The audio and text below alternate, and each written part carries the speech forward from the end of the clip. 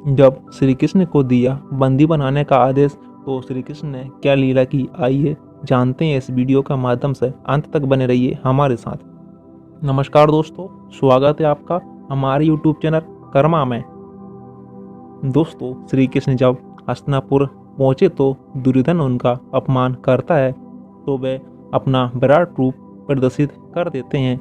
दूसरी ओर कर्ण को उसके सत्य के बारे में जब पता चलता है तो वे श्री कृष्ण से वचन लेते हैं। कुंती द्वारा श्री कृष्ण का स्वागत कर उनका आदर सत्कार करना और उन्हें प्रेम पूर्वक भोजन कराना है। दूसरे दिन श्री कृष्ण हस्तिनापुर के दरबार में शांतिदूत बनकर उपस्थित होते हैं। वहाँ धृतराज पूछते हैं कि आप पांडवों की ओर से क्या प्रस्ताव लाए हैं। तब वे कहते हैं कि मैं उनकी ओर से कोई प्रस्ताव नहीं लाया हूँ, मैं तो स्वयं अपनी ओर से आया हूँ और अपना ही प्रस्ताव लाया हूँ, और जो कुछ मैं स्वीकार कर लूँगा वही पांडव भी स्वीकार कर लेंगे।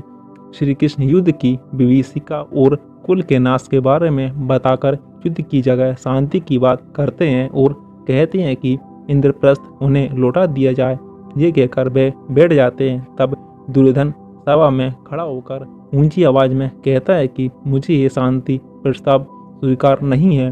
द्रोणाचार्य और भीष्म उसे समझाते हैं, लेकिन दुर्योधन कहता है कि इंद्रप्रस्थ तो मैं नहीं दूंगा, वासुदेव के पास और कोई प्रस्ताव हो तो बताएं। तब श्री कृष्ण कहते हैं कि मेरे पास एक और प्रस्ताव है, मैं पांडवों की ओर से 5 गांव मांग रहा हूँ, वे उन्हें दे दें।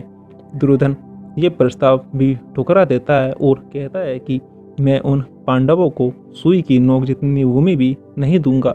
ये सुनकर श्री कृष्ण कहते हैं कि हे दुर्योधन, अपनी माताश्री को अपने सब पर विलाप करने के लिए क्यों आमंत्रित कर रहे हो। ये सुनकर दुर्योधन भड़क जाता है और कहता है कि यदि तुम दूत नहीं होते तो मैं तुम्हें बंदी बना लेता। श्री कृष्ण कहते हैं कि प्रयत्न भी करके देख लो। तब दुर्योधन सैनिकों को आदेश देता है कि इस ग्वाले को बंदी बना लो। तभी श्री कृष्ण के हाथ में चक्र आ जाता है। ये देखकर सभा डर जाती है, सैनिक पीछे हट जाते हैं और श्री कृष्ण अपना विराट रूप प्रकट करते हैं। सभी उनके पास हाथ जोड़कर खड़े हो जाते हैं। उन्हें वे ही देख पाते हैं जिनके पास दिव्य दृष्टि होती है, लेकिन बाकी सभी की आंखें चकाचौंध हो जाती हैं। इसके बाद कर्ण और दुर्योधन का संवाद होता है। कर्ण कहता है कि मेरे जीवन का लक्ष्य अर्जुन का वध है। कर्ण अपने अपमान की बात करता है। वह द्रोण, अर्जुन, भीम के द्वारा किए गए अपने अपमान के बारे में सोचता है।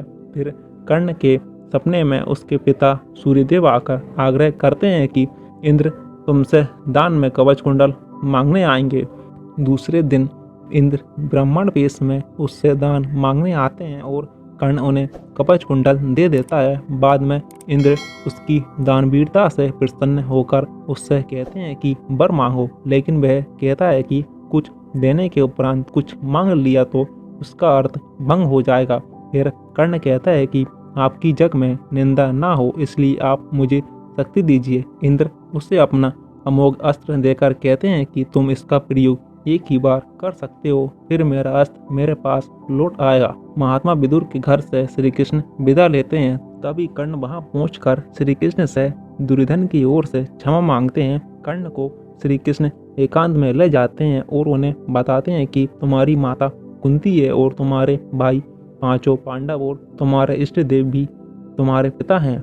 ये सुनकर कर्ण के पैरों तले ही जमीन हिल जाती है। कर्ण कहता है कि मैं दुर्योधन का बहुत ऋणी हूँ, इसलिए मैं उन्हीं के पक्ष से युद्ध लड़ूंगा। कर्ण बाद में श्री कृष्ण से वचन लेता है कि आप मेरे वीरगति को प्राप्त होने तक मेरे अनुजों को ये मत बताना। ये कहकर कर्ण वहाँ से चले जाते हैं। वीडियो पसंद आए तो वीडियो को लाइक करें, हमारे चैनल को सब्सक्राइब करें, साथ ही साथ बेल आइकन को भी क्लिक करें। धन्यवाद।